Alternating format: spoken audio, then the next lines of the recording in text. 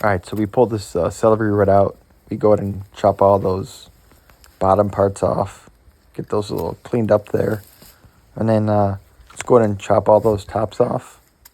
And then we'll take it and we'll show you how we do the rest.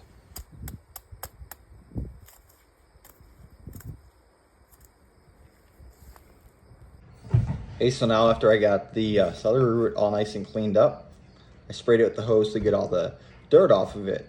What I'm gonna do is I'm gonna go ahead and just start peeling the outside of this off, kind of like how I peel my kohlrabi. We wanna get the inside. So I'll just grab my knife and just go down the side of it and just scrape that right off. There you go, I got most of it cut off. So what I'm gonna do is I'm gonna start getting this cut up into cubes.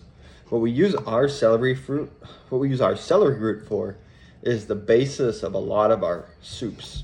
So we'll use our celery root, we'll throw some carrots, onions, some parsnips. Unfortunately, my parsnips didn't grow this year. They didn't work out, so I'll have to get those another way. But yeah, the celery root is what we put in the basis of all of our soups.